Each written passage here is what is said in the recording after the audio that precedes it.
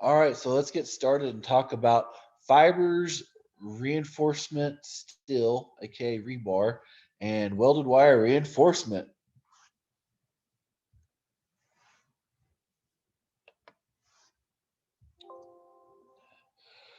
So, why do we use reinforcement in general in concrete? Well, concrete cracks.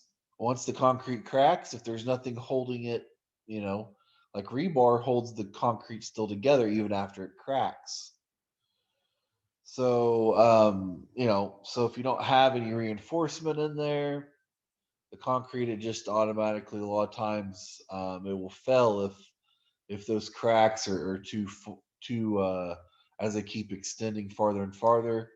So that's not really good for something like like something like a beam or a column that just has failure all of a sudden.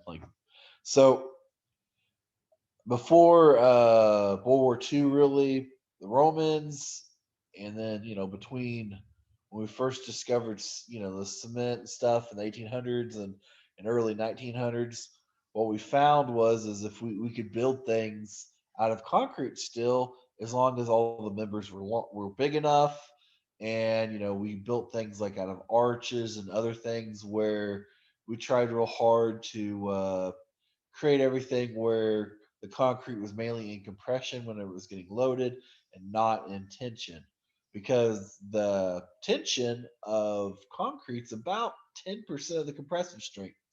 So if you're at 3,000 psi for compressive strength, your tensile strength may be 300 psi, maybe 400. It just depends on the mix, but it's real a lot lower than the compressive strength. So that's why concrete normally cracks when there's not durability issues and stuff like that. It's actually because of the stresses that are being exerted on it. Sometimes, it might be drying shrinkage cracks, but that's still creating a internal stress in a usually in a tensile loading case, and so it creates that crack. So reinforcement still what it does is it helps transfer all that load through the cracks throughout that structure. So a lot of times when we design for reinforcement still, we'll actually design for partially cracked concrete. So just kind of be aware of that. So we design it in a way so that the steel reinforcement can actually hold quite a bit of the load. So for kind of a visual example, plain concrete meaning there's no reinforcement in it whatsoever. And then we have another beam that compares just steel reinforcement bar at the very bottom. And this is a pin roller type connection.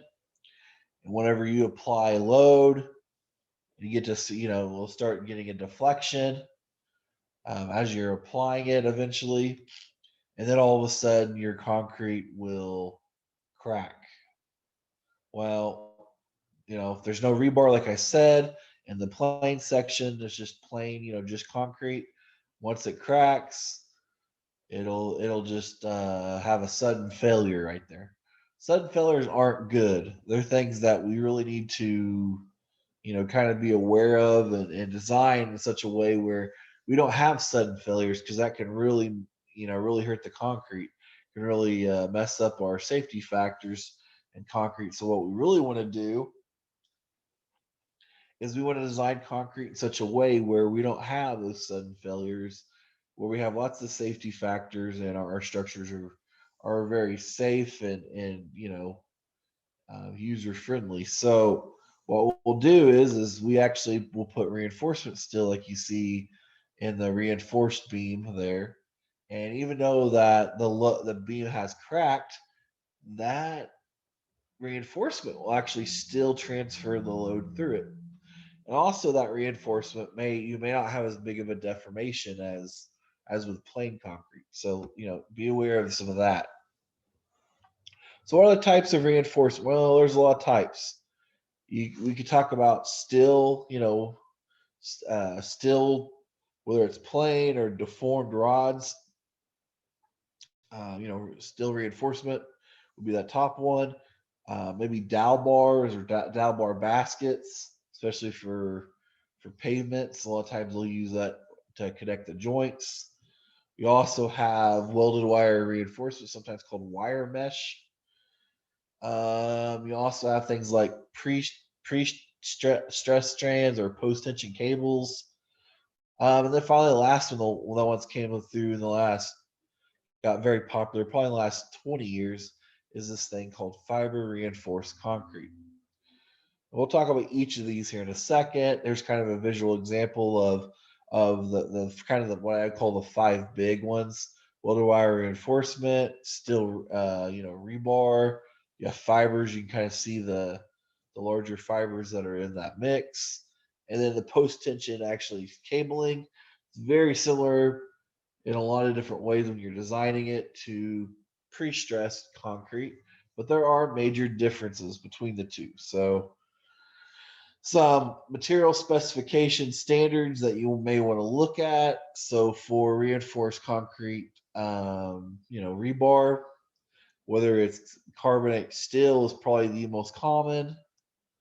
And then, for a lot of bridge deck stuff is the epoxy coated steel, which is the second one there. So for fiber reinforcement, there's a lot of different standards. I always start out with ASTMC 1116.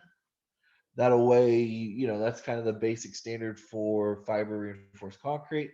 And then you can actually go in there and find the standard that is just for steel or just for glass or just for synthetic or natural. And we'll talk about that here in a minute. But so there's a lot more standards we can look at if you really wanted to. Welded wire reinforcement. So for the steel welded wire reinforcement is ASTM A1064. There are other types of welded wire reinforcement, epoxy, other types that materials made out of, but that's probably the most common is the steel. So I put that down. You also have pre-stressed and post-tension cables, and so they actually have very similar standards. So they're referenced as the same here. So let's begin. We talk about steel reinforcement, which a lot of times is in bundles, like you saw there in that trailer. It may be that they're in 20 or 30-foot sections, and they're just in a bundle, like you see at the very end of that truck. And then as you look towards the middle and the beginning of that trailer, you actually start seeing all these different sections that are cut up and bent in a certain way. And you can do all of that at a fabrication shop. We won't talk too much about that today.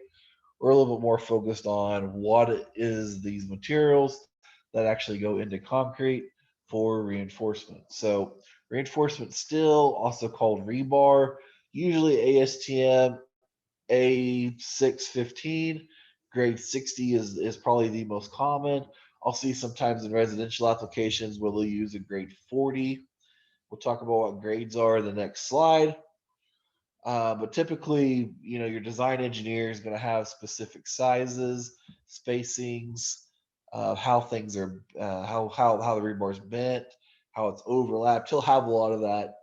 He or she will have a lot of that in the designs. And then also within those designs, it's important to realize that sometimes these designs for just they're solely focused on just flexural or shear or constructability purposes. Sometimes you may have them where the design is just for temperature and drying shrinkage cracks. So I think there's some more stuff that we could talk about in another 2 or 3 class periods, but for design, really, we'll have another class on that. That's a 16-week class. So let's kind of move on a little bit. So the materials that make up steel, probably like I said before, the most common is this carbon steel ASTM A615. Your yield strength and your grade of steel are actually the same.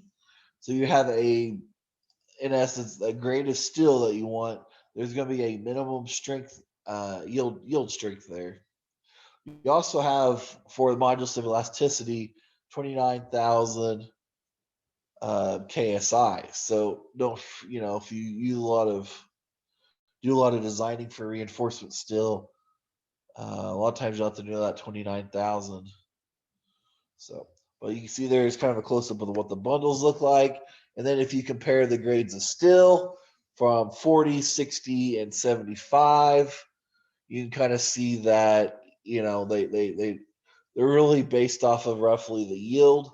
So when the concrete, when that steel gets applied load, and all of a sudden they stop, it starts yielding, meaning the strain really starts picking up, and the reinforcement has taken too much of a load, and so there is a plateau area, and then we can get into material strength of materials type concept of after it yields, and then it actually strain hardening and stuff like that. We can get into that, but I don't really feel like today that's what the goal of this is. The goal of this is just to kind of communicate when that reinforcement still starts to yield, is going to be roughly around 40,000 psi, or 60,000 psi, or 75,000 psi. That's the minimum.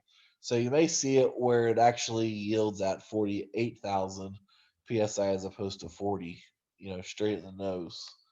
So just kind of be aware of that. So the grades of steel can be indicated by a tag, or it can be indicated by the lines of deformation. If it's a deformed bar, it can also be indicated by the marks that are actually at the end of the bark. As I showed a picture here, where all the deformation lines can indicate what you're talking about. You can also look at the very, very end, and sometimes not. You just got to be kind of careful whenever you're looking at this, but a lot of times the end of that piece of rebar will have this marking on it where it has the production mill. Then it's the size, bar size, the metal type, and then you'll actually have a marked grade or line underneath that. So kind of cool how it can already be there. So this is kind of a tag. This is a 3/8 inch, so number three reinforcing, steel, 20-foot long, and then it meets standard. This must have been for some residential work because it meets the grade 40 for ASTM 8615. So just kind of it's important to kind of see where some of these things come from. We could also talk about, this is what reinforcement steel looks like at 3-foot centers. So, so just kind of be aware that this is probably, I don't know, 60% of all concrete is at a number three rebar at which is 3/8 inch rebar at 3-foot centers. I really don't know, but a lot of residential work, that's how it is. So let's kind of switch gears and talk about welded wire reinforcement. This is something that really started gaining a lot of stuff after World War II. It does have some really cool uses, but it does get some bad reputation because a lot of people don't install that reinforcement still right. So, so just kind of be aware that welded wire reinforcement can be used really well in certain applications, but it can also be used horribly and create a lot of problems. So, usually, whenever I see it being used, it's commonly used whenever you need a thinner slab, whether that's a second, third story building, you try to make things a little lighter. Sometimes it's prestressed concrete. I'll see people try to use that for that application. But there really is quite a few different applications where you just don't want to pay the big bucks for the steel reinforcement. And so you come out there and you can actually get some um, very tight cracks with the system. So normally that welded wire reinforcement or wire mesh is either going to be in rolls like you see on the left or sheets on the right. I know some engineers, they will their company they'll purposely do all the sheets. They'll spec the rollers, and they'll do things in a certain way where they really don't want everybody using the rolled sections, because if you do, you ever see anybody roll one of those sections out, it just kind of looks it's very wavy, so it takes a long time to figure out where all the waves are coming from and fixing them. So a lot of times engineers will just want to use a flat, sheet of welded wire reinforcement. So whenever you look at the welded wire reinforcement, it's important to kind of realize what it all means. There's the 6 times 8 dash W8 times W4. In essence, these are parts of the wire reinforcement. So, 6 inches is 6 inches long wire spacing, and then 8 is 8 inches of transparent wire spacing. And then W8 and W4 is is the longitudinal ridge wire, or um, the cross sectional transverse ridge wire. So just kind of be aware of that. I think the picture does a fairly good job of explaining it even better. So when you talk about welded wire and reinforcement, like I said before, they design it where it's just ideal, where it's right in the middle. There's no pulling, there's no this, there's no that. And lo and behold, it's not very, it's very common. It's very common for people to have these rolled wires sections where they kind of look like where they're very wavy, and they'll be stepping on it in some areas, and they'll be pulling up, like you see here with a rebar pull up. They'll be pulling it up, something like that. So I don't always recommend people to do that, but I think it's bad practice. But it's whatever. So the uh, the fiber reinforcement, we kind of switch gears now. You can kind of see in that picture where it's kind of where all the little fibers are. And again, there's lots of different types we can talk about. People historically kind of group them in two classes, where you have these little bitty strands that can be grouped into micro or macro fibers depending on the length. So anything that less than an inch long is usually a micro. Anything larger than an inch is macro. That's fairly common. A lot of these fiber reinforcements, they're not really here for structural applications. They're more to help minimize the cracking. They really do a great job sometimes at holding those cracks in more. So kind of what this explaining the top mechanism for the microfibers. Really, whenever you when the structure has a strain that's being put on it, there's a small amount of localized internal stress that these little wires, they can kind of help hold together some of these internal stresses.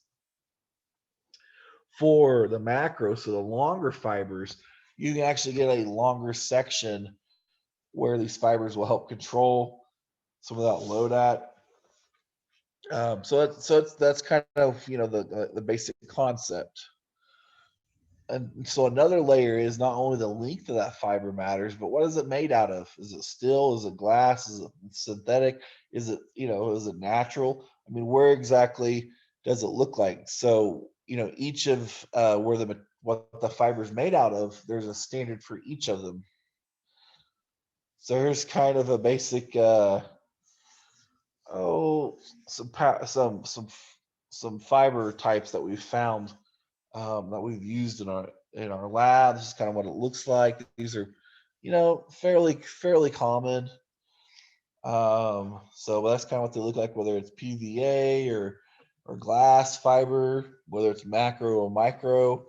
You also have micro steel reinforcement and acrylic fibers. So here's kind of some specific gravities and diameters and common ranges that are being proportioned.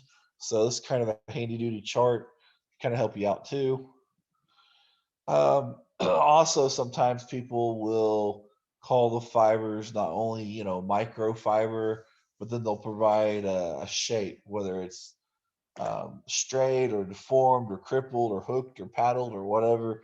They'll provide you with some type of shape description too.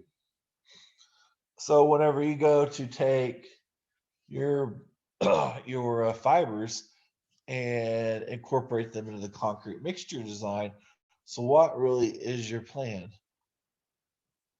So that's kind of you have to ask yourself that. So additional mixing time you're going to have with these fibers. So what type of fiber did you use? And then, depending on that question and the mix design, that's kind of dictate how much you're going to do. You want to use at least 30 revolutions more to get those fibers mixed in there properly. Sometimes you want to go even more than 30 cycles. I would just highly recommend working with the fiber manufacturer. They are the experts. They'll know what kind of works for that fiber application. A lot of times fiber will come in bags, and so these bags are usually water dissoluble, so you just can literally throw them in the truck, mix it up. The bags usually break, and they'll distribute throughout the concrete. Sometimes these bags do not break, and it causes all sorts of fun problems. So just kind of realize that. So this is kind of explains you between whether it's reinforcement steel or microfiber or a steel reinforcement. So this kind of shows you the flexural loading, and then think about like a beam, and then the deflection over time, and you can kind of see if it's just plain concrete. It doesn't take much deflection until it just it cracks and then it fells. Whenever you have a micro fiber reinforced concrete, a lot of times this initial crack will occur. Um, when we talk about steel reinforced concrete, that's the purple one. So that'll kind of help with with your reinforcement. Just using a reinforcement that actually gives you a lot of times better lower deflection numbers, and then or my yeah, it gives you lower deflection numbers. And then the last one, the steel reinforcement with microfibers, I don't know, I mean, just kind of the best of both worlds. And so you can actually get quite a bit of better deflection and quite a bit of a flexural loading. So just kind of be aware of that. So let's switch gears now, talk about post tension cabling. This is actually a project we did over in Collinsville, Oklahoma, with a Dollar General. So in essence, what happens is you send in their blueprints, the post tension cabling job. A lot of times they'll either design it for you, or you send in the blueprints, however that is. They'll go in, they'll actually make a lot of times the cables in their shop, and they'll put anchors on both sides, and then they'll send them to you. So just to let you know, post, that is Latin for the word after. So after, the concrete's been placed, you can actually tension the reinforcement still, or the reinforced cables. So cables pulled, these cables pretty much in essence what you do is you just use a drill, put them on the one on one side and one on the other, one on one side and one on the other, and then what'll happen is is maybe after 3 days or 7 days or 28, depending on when that concrete gets strong, you'll actually pull it, and After you remove the forms, you'll pull that strand with a hydraulic jack, like you see here at the bottom of the screen, and to stress it. So again, like I was kind of saying, kind of stumbled on my words a little bit. You're going to remove the forms. It may be the next day, maybe 3 days later, whenever you feel like the concrete's gained some strength. And then, you remove those forms, and then you come back. It's usually the post-tension cabling company will come back with a jack whenever the concrete meets the minimum compressive strength value. So a lot of times testing company, if hopefully they come out and test concrete, but once they have their 28-day breaks and they say, yep, it broke just fine, then they will come out and they will take a jack and they'll pull that cable. So again, they don't have any forms on it, so they'll just pull the cable. One side is kind of an anchor, the other one's kind of an adjustable anchor. So the adjustable anchor side, they'll just have it such a way where it's locked. So as you pull that cable tighter and tighter, there's more and more stress that's going through that cable. So typically what happens is the inspector will actually just monitor what's happening and measure the length change. So it'll spray a little line or put a little piece of tape where where they started out with a jack, and then they'll measure how much length has been pulled and stressed throughout that cable. So, and it just depends on how long the cable is a lot of times. So, um, so there's a basic equation for stress for strain. So just kind of be aware of that, so they can actually literally measure just the length that was pulled, and they can get that stress strain relationship to kind of check it. So very basic. So let's move on to the last one is pre-stressed concrete. You can see here this is um, a pre-stressed storage area for beams mainly, I beams. You can see here at the bottom. You can see some double T's in the very far back, stuff like that. So anyway, so pre-stressed concrete. Instead of the strands coming out already pre-cut for you in a post-tension cabling shop, these pre-stressed concrete, they actually come out in these big things of strand right here. And there's a lot of these pre-stressed concrete. There may be lots of different beams or lots of different strands that are going through this concrete. So what they do is they in essence tie up the front end of the embankment for the really um for the strand. So they anchor it kind of in there. And then what they do is they actually anchor it on the other side before they pour the concrete. They'll anchor it on the other side, pull that jack so that they are properly stressed all the way, and then they'll go and pour that concrete. So the big difference, pre-stressed concrete is all about those cables being stressed before the concrete's placed. So they'll have their forms in a bed, and those how their strand, how high each of those strands are, how much are they spaced, stuff like that. That's all normally in the design engineering drawings. You come in and just tighten up so much length with that jack. So you do that before the concrete's actually being placed. And a lot of it is these cables eventually they will be cut. So after it gains enough strength, the cables will be cut and then the deforms will be removed off of them. And usually we'll do that 60% of 28 days a lot of times. So your goal is that 16 hours is it to already be at the minimum F prime C at 60 days. When you want to ship, a lot of times people have it shipped when it's at 80% of the compressive strength. We'll say, hey, you know what, go ahead and ship it. And then once we get the results, then, at 100%, we'll say, okay, things look good, just let you know.